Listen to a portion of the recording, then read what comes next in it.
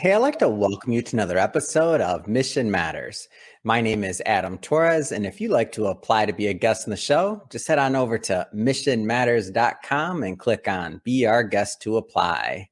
All right, so today I have Brad Weber on the line. He is an upcoming author in one of our Mission Matters books, I am proud to announce, and he is also president and CEO of Inspiring Apps. Brad, hey, just want to say, first off, welcome to the show. Thanks, Adam. Happy to be here. Thanks for having me. All right, Brad. So we got a lot to cover today. We'll be talking about, of course, Inspiring Apps. We'll talk about how you got started and really your journey in business, and then we'll touch on the book a bit. We'll keep it a little high level because, of course, for everybody listening, we will be bringing Brad on the show for a second part of this 2-part interview series, and we'll bring him on when the book is actually live as well. But we'll start this episode the way that we start them all, with our Mission Matters Minute. So, Brad, we at Mission Matters, we amplify stories for entrepreneurs, executives, and experts. That's our mission. Brad, what mission matters to you? Our mission at Inspiring Apps is to help our clients overcome business challenges with custom web and mobile apps that we design and develop for them.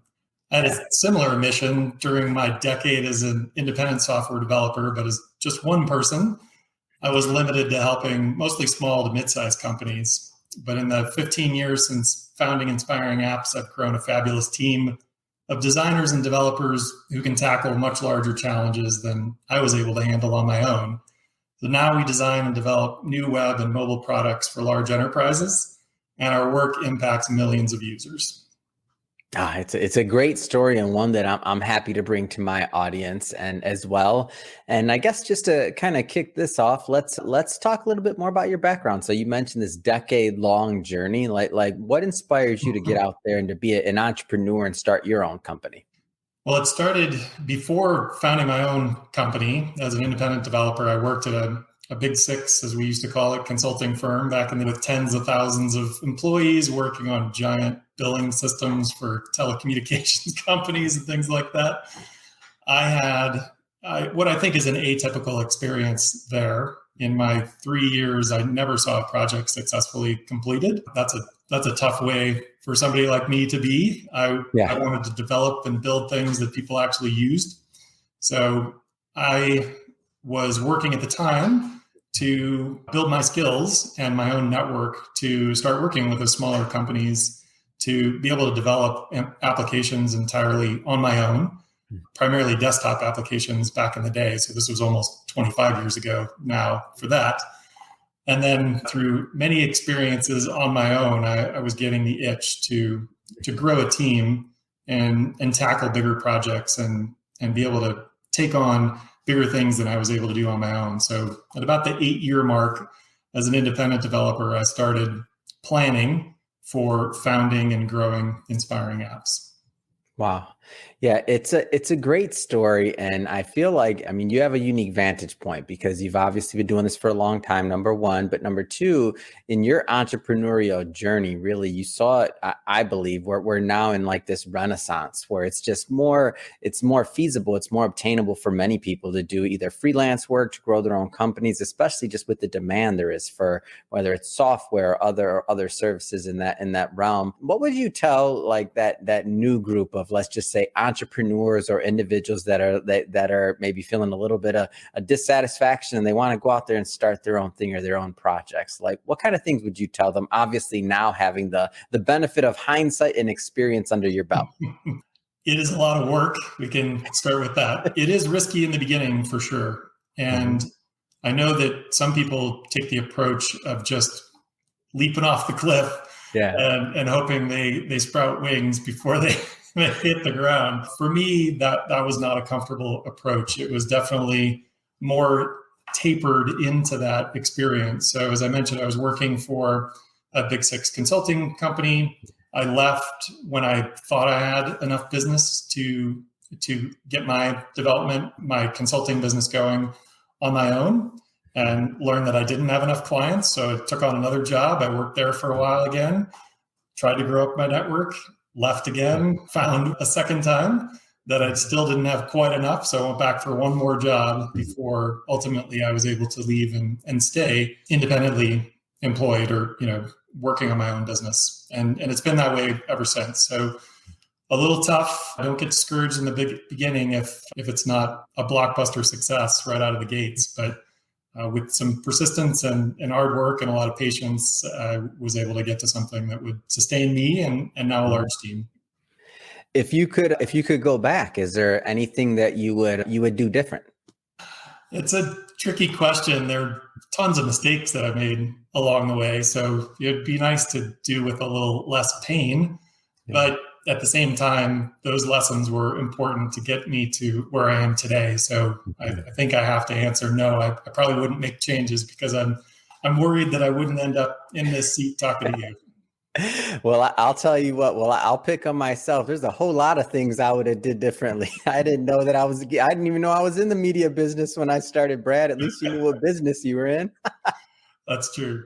Oh, all right. Well, let's go further into Inspiring Apps and really where you're at today. So now you've grown a team, and I know I caught this from the beginning, as you mentioned when you were talking about your mission. So you're really working with multiple segments or niches or sizes of clients, however we want to word that. So you work with small businesses, you work with that middle level, and then you're also working with enterprise. I feel like a lot of dev shops don't really span that width of capability, whether it's by choice or resources, either way. Can you tell me a little bit more about making that decision to kind of go that route?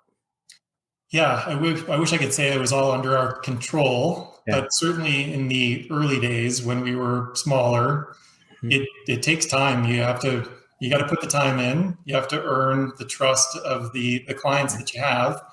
And for us, our business was primarily smaller customers in the early days. And then you can watch, if we're going to go back through the history over 15 years, there was definitely a progression where we were able to earn the trust of larger and larger customers to the point where eventually we're working with Fortune 100 clients, which could not be expected out of the gate as, a 1, 2, 3 person company. Yeah. It's over the course of designing and developing hundreds of solutions for companies that really put us in that position. Yeah. And in my mind, and correct me if I'm wrong on this, but it seems like all these different tranches of clients, whether it's funded startups or small businesses or enterprise, they all have their unique challenges. So as you started this interview, you said, one of the things that working for the big six back then that maybe didn't give you the most satisfaction is you never got to see your product actually out there and live and launched and making a difference in people's lives. So let's kind of niche these down a little bit, because I know I feel they have different challenges to getting the products to market. So maybe start with what it's like to work with funded startups. Sure. So I think in this progression, as we talk about these, Inspiring Apps really has the pleasure of working side by side with the Davids and the Goliaths in these industries, and they are very different. So as you mentioned, funded startups, part of the challenge is just getting the funding. So that often takes much longer and is a more difficult road than people anticipate. But once the funding is secured, when you are building a business around an app that we create, or maybe a suite of things for which the app is an important part, you are starting from scratch. It may sound obvious, but you have no customers, you have no revenue. Yeah. And those things are giant hurdles. To go from no users to try to build up something that's formidable in the marketplace is hard. And getting to a point where you have enough users who can give you feedback and really drive your product development, I think that's a primary challenge for the startups that we work with. They got to survive long enough to get to a point where they've got a healthy, vibrant community of customers who are giving them feedback, then telling them basically what they're willing to pay for in the product that we're working on. Is there any comments on maybe the types of niches that you tend to work with, or even like founders and just in general, like in that? Because I know it's a different personality type in terms of just the complexion of the business in general versus like enterprise, where it's really, established, maybe siloed, maybe not. A lot of different types of enterprise level businesses. But talk to me more about like the management part of things. So I think like any business that's going to develop around a product, whether that's a digital product or physical product, I think the recommendations are similar, which is that it's also challenging to go that alone. So we do get people who come to us who are inspired individuals who want to change the world, and they have a product idea, but there's so much that goes into making that successful. As I mentioned, you're trying to build up your business and build up your customer base. So there's a sales aspect to that. There's certainly marketing knowledge that needs to be a part of that equation. So we find that the people in that category for us, these funded startups who are most successful, are the ones that have at least a small team around them that can distribute that work. It is really difficult to wear all the hats and get something like that off the ground.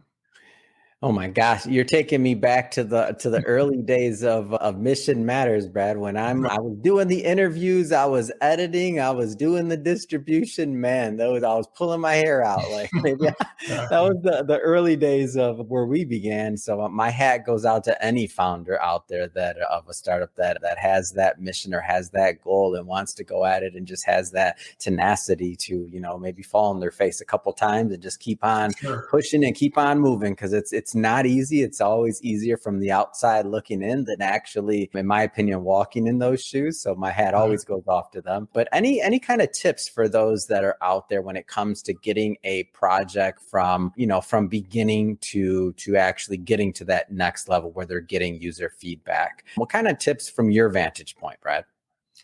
Well, I think, reserving enough resources so that you can stay in for the long haul. You can run the marathon and not the sprint is important. So we work a lot with these startups to help them.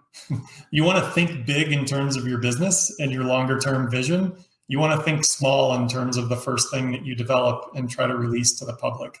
And so some people will come in with a decent budget and a grand vision for what they want to do.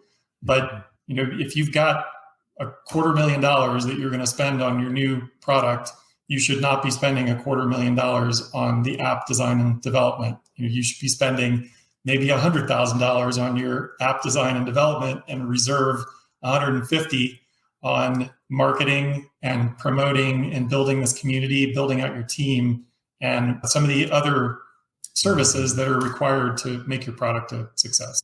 Yeah, well said. I want to talk about the small business community a little bit here, because I also know that's a big part of what you do. And so we could be talking about, businesses that have been, multi-generational businesses. We can talk about the digitization of coming online and kind of bringing your business into or a small business into, and let's say new capabilities of what's available and what's possible by digitizing the business. Talk to me a little bit more about just kind of the work you're doing in that space.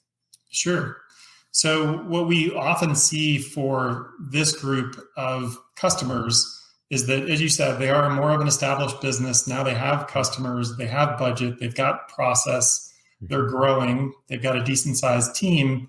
What they're interested in for technology to help them is to gain efficiencies in their business. So with them, we're doing things like providing tools for field data collection for their team, so that they're getting the people who are making the decisions back at corporate headquarters have the latest information from the field, whether that's collected by humans on tablets or if it's sensors. There's a whole variety of ways to do that, but we're focusing in areas like that. So improving the organization through things like tools that help them with their leadership development, team collaboration, communication, things like that. So that the mid-sized customers tend to be a little more internally focused, where they're trying to work on systems and tools that will improve the operation of their business. Yeah. What kind of challenges do you find that many small businesses have when it comes to coming online or that digitization process? Oh, can you say more about that? So what kind of challenges do you find that many small businesses have when it comes to coming online and that real digitization process, to going through that hurdle? Like to adopt those tools internally, for instance? Yes. Yeah, and I think that's one of them is adoption. It's important in the small businesses. We talked about getting feedback from your customers. The customers are outside your organization, spending money hopefully on whatever it is that you're providing to them. For this middle group, as I said, oftentimes they're focused inwardly, but it's just as important to treat your internal users, the people on your teams within your company, as your customer as well, and put the same level of effort into understanding them, understanding their needs, gathering their feedback, listening to them, iterating on the products and tools that you're creating for them, and making sure that you're getting them the updates that they're asking for. So I know that going through that process of, and I know, broadly speaking, there's a lot of different applications and ways that people may use, a new app or something, whether it's, like you said, collecting data from the field, or just depends on the type of business, right? But the main thing that I've seen is that it's not going to be easy. Like, I've been into offices where, especially just the digitization process in general, where all of a sudden you have all these files and years and years, maybe decades of files that need to be brought online so that people can actually access the information. So there's a lot of hurdles in different types of businesses, of course. But I guess from your vantage point, like, what are some of those possible, light at the end of the road, or pot of gold at the end of the rainbow, or like the benefits of going through sometimes what can be a tedious process? Because there's usually some gold at the end of that, right? Yeah, and it has to be a win for the people who are using the tools, as well as the people who are analyzing the data that we're collecting, for instance. Yeah. And what was I going to say? For the data collection that you're talking about, we're often no longer really digitizing somebody. We're not taking so many people from a paper process to a digital solution for the first time. Yeah. But there is a light bulb that goes off when people realize that they don't have to use shared spreadsheets and other kind of cumbersome processes in getting the data from the point of collection to the point of reporting. So what we bring to the table that is kind of a breath of fresh air for their teams is something that's entirely tailored for their process. So there's no extra stuff that they don't need, and there's all the stuff that they do need, just to focus on their particular job or their particular task that they're trying to accomplish. So an example of that is a clothing retailer that we worked with who wanted to have more insight into their presence on the retail floors at retailers around the country. And so a tailored tablet solution for their team to be able to check boxes, enter freeform text responses, and take pictures of displays, and have that automatically uploaded to servers for analysis and review by their marketing team in their corporate headquarters was far easier than the process that they came to us with, which was very much spreadsheet based. Upload your spreadsheet to a server, take your photos, email those to a different address. Then somebody has to take the attachments and make sense of those. So the fact that that solution is really tailored for their needs is what I think all of the users within the organization really appreciate. Yeah, it just, and the way I see it is that those efficiencies, those add to the profitability, like over time. Some for them immediately, but labor cost, efficiencies, and tracking the data, all of that. I mean, those are all big wins. Yep, exactly.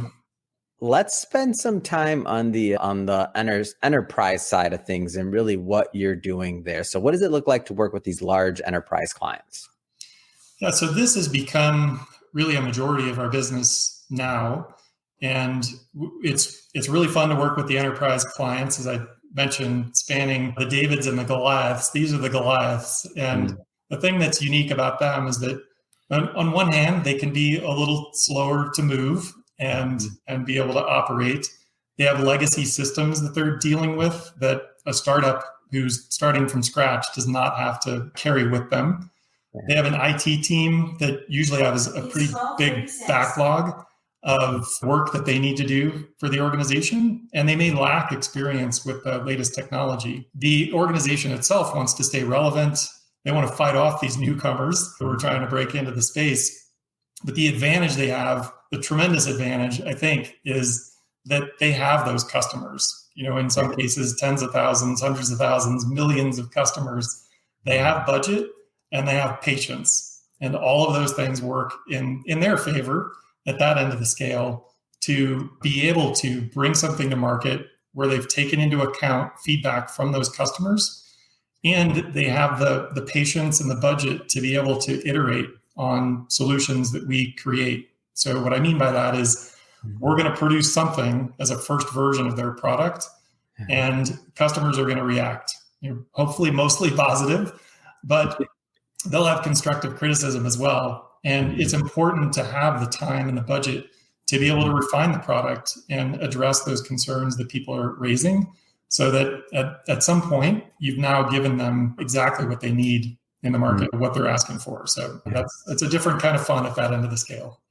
Yeah, I can see that. So versus maybe the funded startup where they're, just starting to get that client base, or maybe the small business that has a different kind of objective overall, possibly. And then the enterprise level, they have the data, they have the clients, and they have the customers in quantity. And now to me, it sounds to me like you have the opportunity to maybe move the needle a little bit more because there's more there to work with as well. That's right. Yeah, it's awesome. So I want to we're not going to spend too much time on the book today, but we do need to touch on it for a second or two, because as I mentioned before, we'll be bringing you back on the show when we have the book out and live. But high level, I know we're still in editing and not holding you to this, but what are some of the things that you plan to propose in the upcoming book launch? Well, as we talked about, I've had a great business education, 2 business degrees.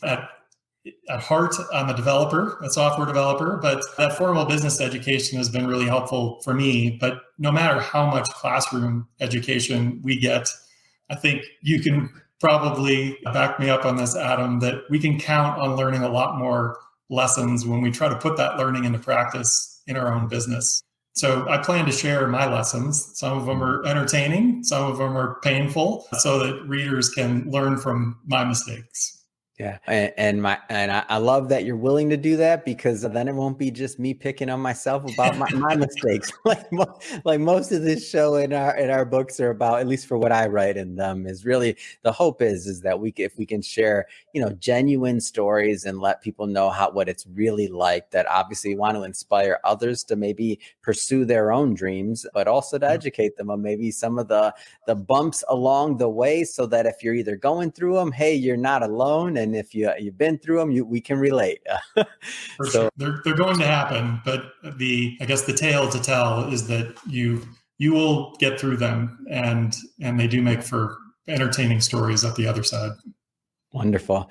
Well, Brad, it has been great having you on the show today and getting to know more about Inspiring Apps, of course, and about your journey along the way. If somebody's watching this or listening to this and they want to follow up and inquire about Inspiring Apps, or to connect with your content, what's the best way for them to do that? Our website's probably the number one source. So you can find us at inspiringapps.com. And you can find us as Inspiring Apps on LinkedIn and other social platforms as well. Fantastic. And we'll put all of those links and things like that in the show notes, so that our audience can just click on the links and head right on over. And speaking of the audience, if this is your first time with Mission Matters or connecting with an episode, we're all about bringing on business owners, entrepreneurs, and executives and having them share their mission, the reason behind their mission, really what gets them motivated and fired up out there to go into the marketplace and make a difference. If that's the type of content that sounds interesting or fun or exciting to you, we encourage you, hit that subscribe button, because we have many more mission-based individuals coming up on the line, and we don't want you to miss a thing. And Brad, until the next time, it's been awesome having you on the show. Thanks again for coming on. Thank you so much.